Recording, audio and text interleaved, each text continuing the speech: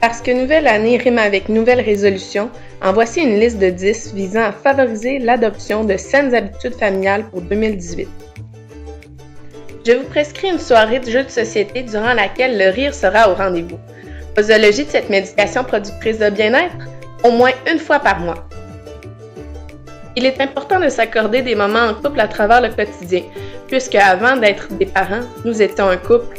Et plus souvent qu'autrement, nous nous oublions car toute notre énergie et notre temps sont consacrés à nos tout-petits.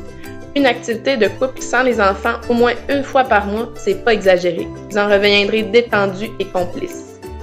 Peu importe la saison, il y a toujours de quoi s'amuser à l'extérieur. Sauter dans un tas de feuilles en automne, s'arroser dans la piscine en été, faire un bonhomme de neige en hiver ou respirer l'air frais du printemps lors d'une promenade. Je vous propose d'aller vous amuser dehors en famille au moins une fois par jour. Pour enrichir la routine du dodo ou pour partager d'agréables moments en tête-à-tête avec vos enfants, visitez régulièrement la bibliothèque de votre quartier pour choisir de belles histoires. Plaisir, imagination, détente, réconfort, créativité, ce ne sont là que quelques bienfaits de la lecture pour petits et grands.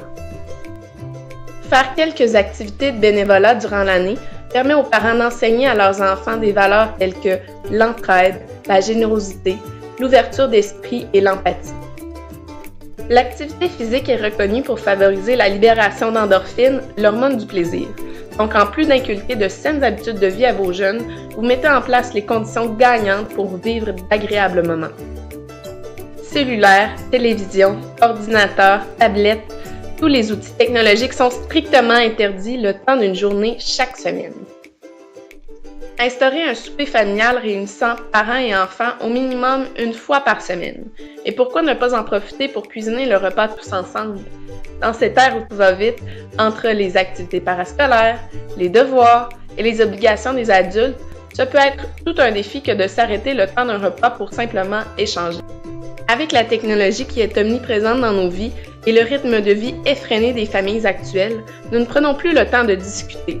Souvent, les enfants ont de la difficulté à parler d'eux, de leurs émotions, de qui ils sont, parce qu'ils n'ont parfois pas eu la chance d'apprendre comment le faire. Prenez le temps avec eux. Nous avons déjà suffisamment de sources de stress autour de nous, tant dans nos vies personnelles que dans nos vies professionnelles. Rappelez-vous aussi souvent que possible, Dieu le Tout-Puissant a créé le monde en 7 jours, et donc ce n'est pas réaliste d'exiger de vous-même de changer le monde en une seule journée.